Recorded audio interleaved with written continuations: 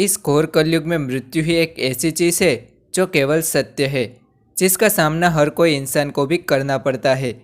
कोई इंसान कितना भी ताकत वाला क्यों ना हो, परंतु मृत्यु एक दिन सभी को प्राप्त हो ही जाती है। परंतु मृत्यु है क्या और आने से पहले कैसे लक्षण उसमें दिखते हैं, तो आज के इस खास वीडियो में उसी के बारे में जानेंगे। दोस्तों, जब भी किसी मनुष्य की मृत्यु निकट आती है, तब उनको पहले से ही पता चल जाता है कि अब उनकी मृत्यु निकट आ गई है। परंतु गरुड़ पुराण में इसके कुछ लक्षण भी बताए गए हैं। तो चलिए इसी के बारे में पहले जानते हैं। तो वीडियो शुरू करने से पहले वीडियो को एक लाइक ज़रूर करें और चैनल को अभी तक सब्सक्राइब नहीं किया तो चैनल को सब्सक्राइब जरूर करें। तो चलिए आगे बढ़ते हैं। आँखों की रोशनी कम हो जाना। गरुड़ पुराण के अनुसार जब भी किसी मनुष्य की मृत्यु निकट आती है, तब उस इंसान की आँखों की रोशनी एकदम से कम हो जाती है और उसे सामने रखी हुई वस्तु भी ठीक से दिखाई नहीं देती।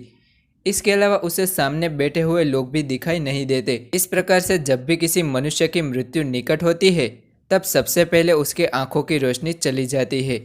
उसके बाद है परछाई का ना देखना। जब हम स्वस्थ होते हैं और तब हम जहाँ भी जाते हैं, तब हमें धूप में हमारी परछाई दिखती होगी और आपको भी दिखती होगी।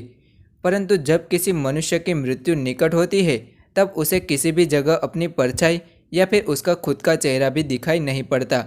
और अगर फिर भी उसका चेहरा या फिर परछाई दिखाई पड़े तो वो कुछ अलग सा दिखाई देगा। वो आपके वास्तविक परछाई से कुछ अलग प्रकार की दिखाई पड़ेगी। आँखों के सामने उजाला। इस कलयुग के समय में कुछ लोग अच्छे हैं तो फिर कुछ लोग बुरे भी होते हैं।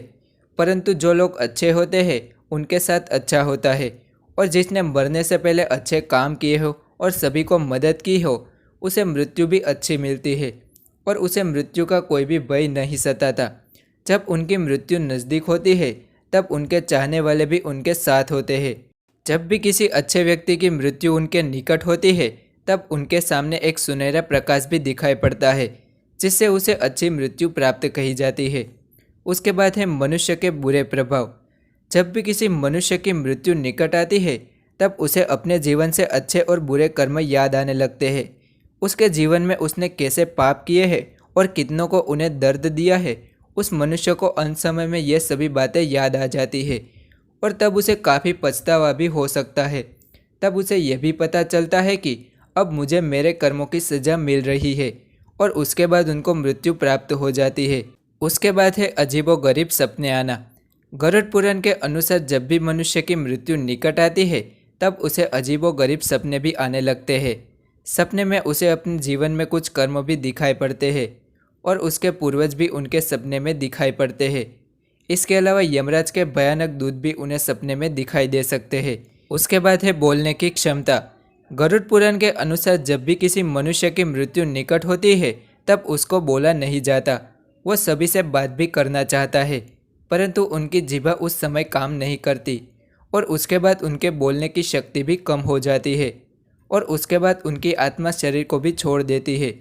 इस प्रकार से जब भी आपको लगे कि अपनी मृत्यु निकट आ गई है, तब हो सके उतना अच्छा काम करके जाए, ताकि लोग आपको याद करें, ना कि याद रखें।